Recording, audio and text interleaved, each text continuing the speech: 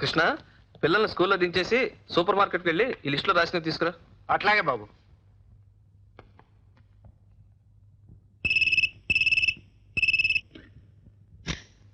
Hello, ఎవరండి? నేను చౌదరిని. ఎవరు మాట్లాడేది? ఓ, రవి బాబా. అవునండి. నమస్కారం అండి. నమస్కారం. అన్నయ్య గారు ఉన్నారా? లేరండి, ఇంకా రాలేదు. ఏమైనా చెప్పమంటారా?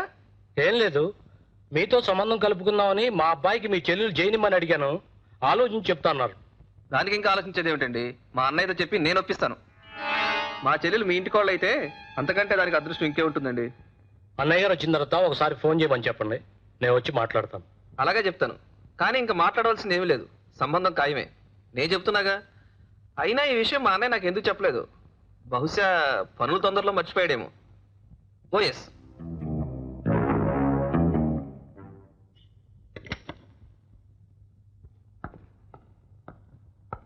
అన్నయ్య, చౌదరి గారు ఇప్పుడే ఫోన్ చేశారు. మన జైని వాళ్ళ అబ్బాయికి ఇమ్మని నిన్ను అడిగారంటగా? అవును. మన జయ చాలా అదృష్టవంతురాలు అన్నయ్య. చౌదరి గారి అబ్బాయి నాకు బాగా తెలుసు, చాలా మంచివాడు. పైగా బోల్డ్ అంత ఆస్తి, ఒక్కడే కొడుకు. సంబంధం ఖాయమని ఫోన్ అని చెప్పేశాను అన్నయ్య. ఆ మాట నేను చెప్పలేక ఊరుకున్నానా? చూడు రవి, జయ ఎంత అనుకోగల పిల్లైనా, మన మీద ఎంత గౌరవాభిమానాలున్నా చదువుకున్న పిల్ల. పెళ్లి విషయంలో దానికి ఏవో సొంత అభిప్రాయాలు ఉంటాయి. దాని మనసులో ఏముందో అడిగి తెలుసుకోవడం మన పవిత్ర బాధ్యత. అలాగే అడుగుదాం అన్నయ్య, అది ఎగిరి గంతే చెప్పుకుంటుంది. జయ, వస్తున్నానన్నయ్య. ఇలారా. జయ, చౌదరి గారు నిన్ను వాళ్ళ అబ్బాయికి ఇచ్చి పెళ్లి చేయమని అడిగారు. నీకు ఇష్టమే కదూ? ఏమ్మా మాట్లాడవే? చూడమ్మా, మేమందరం నీ మేలు కోరేవాళ్ళమైనా పెళ్ళి అనేది నీ వ్యక్తిగత విషయం. నిర్ణయించుకోవాల్సింది నువ్వు. ఏమాత్రం బిడియం దాపరకం లేకుండా చెప్పు. చౌదరి గారు అబ్బాయి అంటే నీకు ఇష్టమా? చెప్పు చెయ్య, నీకు ఇష్టమేనని చెప్పు. ఎందుకు దీనికి అంత సిగ్గు? ఇంత మంచి సంబంధం నువ్వు తలకిందులుగా తప్ప చేసినా దొరకదు. చెప్పు చెయ్య, నీకు ఇష్టమని చెప్పు. నువ్వు రవి, చెప్పమ్మా, నీకేం భయం లేదు.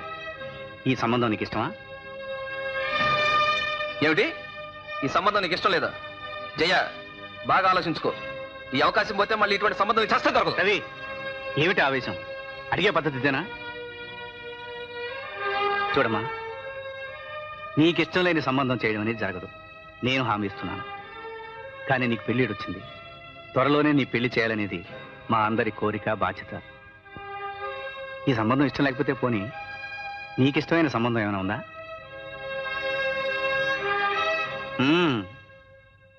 చెప్పమ్మా. చెప్పు జయ్యా, అన్నయ్యతో చెప్పడానికి భయం ఎందుకు?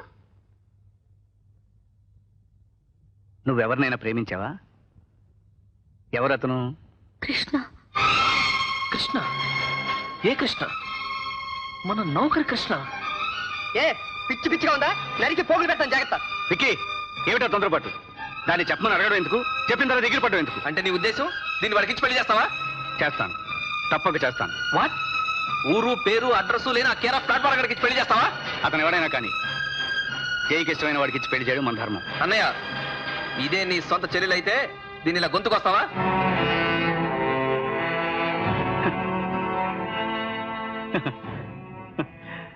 రే రవి, ఇది నా సవతి చెల్లెలు, మీరు నా సవతి తమ్ముళ్ళు అన్న సంగతి నువ్వు చెప్పిందాకా గుర్తు రాలేదురా.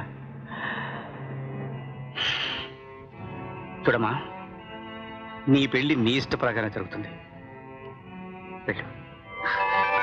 థ్యాంక్ యూ అన్నయ్య, థ్యాంక్ యూ వెరీ మచ్.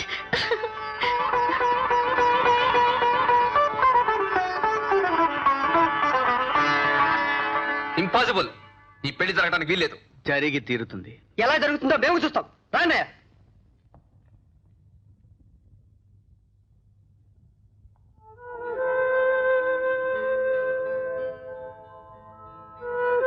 బాబు కుమార్, ఇన్నాళ్ళు నీ సవితల్లిగా ఈ ఇంటి బరువు బాధ్యతలు తప్ప నీకేమీ ఇవ్వలేకపోయాను.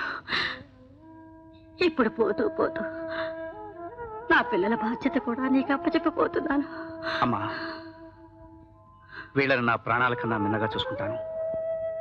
జీవితంలో వీళ్ళకి ఏ లోటు రానివ్వనని నీకు మాటిస్తున్నానమ్మా. నాకు తెలుసు బాబు, నీవు ఉత్తముడివి. ఇచ్చిన మాట నిలబెట్టుకుంటావనే నమ్మకం నాకుంది బాబు. నీకు ఆ దేవుడు మేలు చేస్తాడు. అమ్మా, జయ నిర్ణయం మంచిదమ్మా. కృష్ణ చాలా మంచివాడు, అందరికన్నా మంచివాడు. అతను చేసుకుంటే జయ సుఖపడుతుందని నాకు గట్టి నమ్మకం. ఆ లోకం నుంచే వాళ్ళిద్దరిని ఆశీర్వదించమ్మా.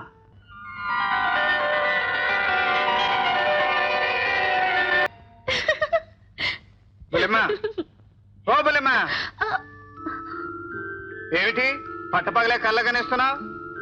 కాబోయే మొగుడు కళ్ళకి వచ్చాడా? కాబోయే మొగుడు కాదు, ఆయన మొగుడే కల్లోకొచ్చాడు. అంటే పెళ్లి కూడా అయిపోయిందా? బుల్లెమ్మా బుల్లెమ్మా, నీ మొగుడు ఒకసారి నాకు చూపించవు? చూపిస్తాను, కానీ ఇప్పుడు కాదు. మరి ఎప్పుడు? పెళ్లినాడు. అబ్బో, అప్పటిదాకా నేను ఆగలేని. పోనీ ఎలా ఉంటాడో చెప్పు. నీలాగే మంచివాడు, అందగాడు. ఆ సంగతి నాకు తెలుసులే బుల్లెమ్మా. ఎలా తెలుసు? దేవుడు నీకు మంచి అందమైన మొగుడిని ఇస్తాడని నాకు తెలుసు బుల్లెమ్మా. కాకపోతే ఆ అదృష్టవంతుడు ఎలా ఉంటాడో ఒక్కసారి చూడాలని ఆశ. అద్దంలో చూస్తే నీకే తెలుస్తుంది. హలో, మన ఫ్యాక్టరీ నిప్పంటుకుందండి. ఏంటి ఏంటి బాబు గారు? ఏమైందన్నయ్య? ఫ్యాక్టరీకి నిప్పట్టుకుందట.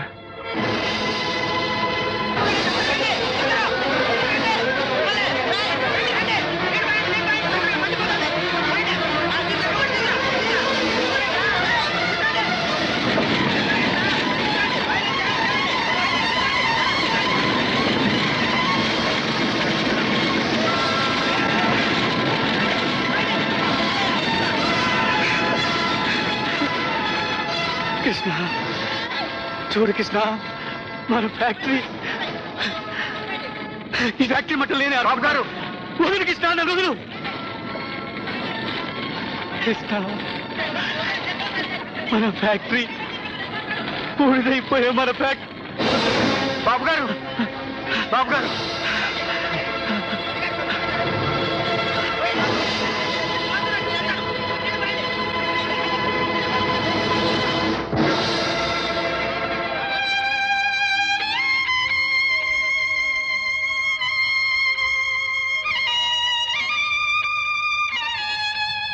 డాక్టర్ గారు, ఎలా ఉంది? పర్వాలేదమ్మా, మరే కంగారు పడాల్సిన అవసరం లేదు. రెస్ట్ అవసరం. షాక్ వల్ల బ్లడ్ ప్రెషర్ బాగా పెరిగింది. రేపు ఉదయం మళ్ళీ వచ్చి వస్తాను. తగ్గిందా సరే, లేకపోతే నర్సింగ్ హోమ్ షిఫ్ట్ చేద్దాం. అయ్యా, అయ్యా నాగరాజు గారు. నువ్వెక్కడికి ఎందుకు తెల్లడా మావడా? ఏడు చల్లారేంత వరకు నా ఇంటి స్థాయికి రాదని చెప్పానా?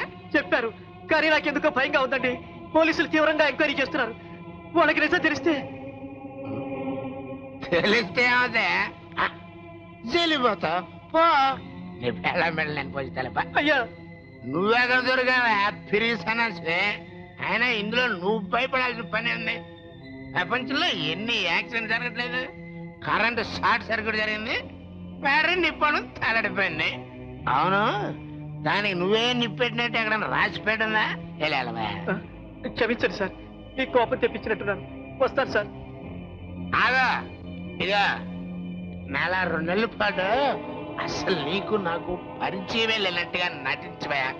కావాలంటే మన ఇద్దరి మధ్య విరోధం ఉన్నట్టు, మన ఇద్దరి మధ్య పచ్చగడ్డేస్తే బొగ్గుమంటున్నట్టు పబ్లిక్ గా 10 మందిలో నానా బూతులు, బండ బూతులు నన్ను తిట్టుకోవా.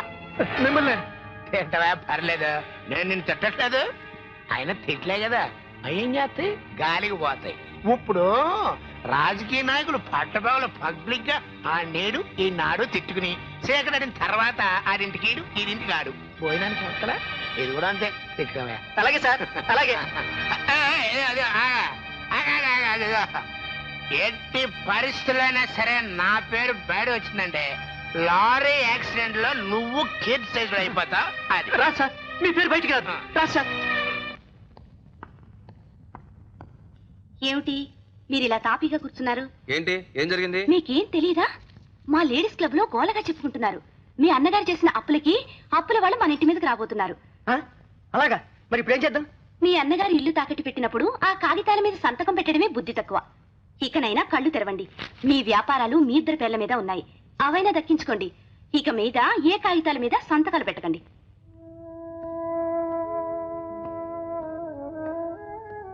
బాబు గారు ఒకసారి కిందకి రండి. ఏ అప్పుల వాళ్ళు వచ్చి కూర్చున్నారు, మిమ్మల్ని రమ్మంటున్నారు.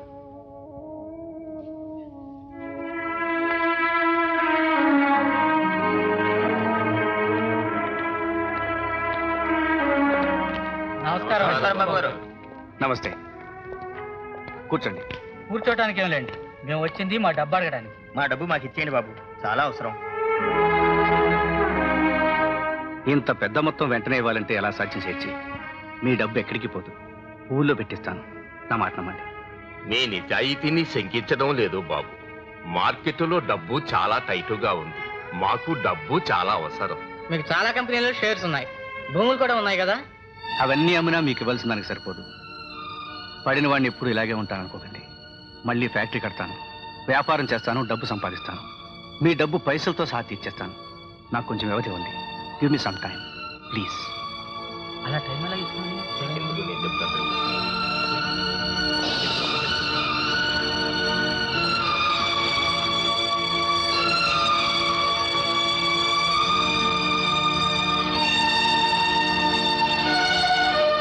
మీకు 6 మాసాలు గడిపిస్తున్నాం. చాలు, మీ ఔదార్యానికి కృతజ్ఞుని. 6 నెలల్లో తిరిగిస్తామని గ్యారంటీ పేపర్స్ మీద సంతకం చేసి ఇవ్వండి. మీ తమ్ముళ్ళు కూడా సంతకాలు చేయమనండి.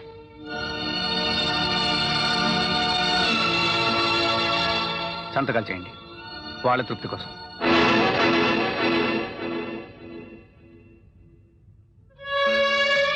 ఆరు నెలల్లో ఇన్ని బాకీలు ఎలా తీరుస్తావు అన్నయ్య? అంటే నీ ఉద్దేశం? మరేం లేదు, మీరు 6 నెలలుగా బాకీలు తెచ్చకపోతే మా వ్యాపారాలు కూడా దివాలా తీస్తాయి. ఓహో, అలాగా. చిన్నబాబు, ఏమిటి మీరు అనేది? అన్నయ్య గారి మాటకి ఎదురు చెప్తారా? అసలు మీకు వ్యాపారాలు ఎక్కడి నుంచి వచ్చాయి?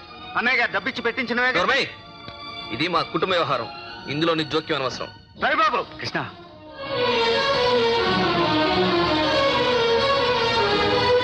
దీనంతటికి ఒకటే మార్గం, ఐపీ పెట్టి దివాలా తీస్తే సరి. Thank you for your advice. బాబు పోనీ నన్ను పెట్టమంటారా సంతకం? ప్రతిదానికి మధ్యలో కల్పించుకుంటావు.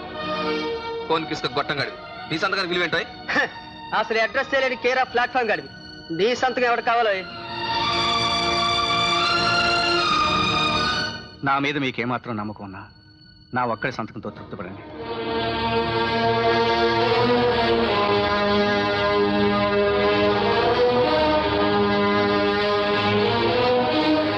రుణగ్రస్తుడిగా మాత్రం చాలను, మీ రుణాలు తీర్చే చేస్తాను. వస్తాను సార్. బాబు గారు, నేను పెద్ద వ్యాపారిని కాదు. నా బాకీ కూడా చాలా తక్కువగా ఉంది, 2 లక్షలు మాత్రమే. నేను అంత కాలం ఆగాలేను బాబు. రండి.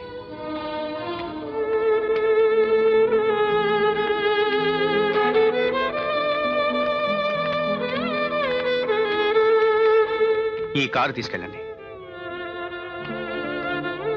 బాబు, మీకు ఎంతో ఇష్టమైన కారు, దీన్ని కూడా ఇచ్చేస్తున్నారా?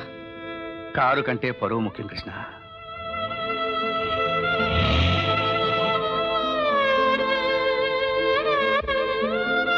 ఫ్యాక్టరీ ఎలాగూ కాలి బూడిదైపోయింది.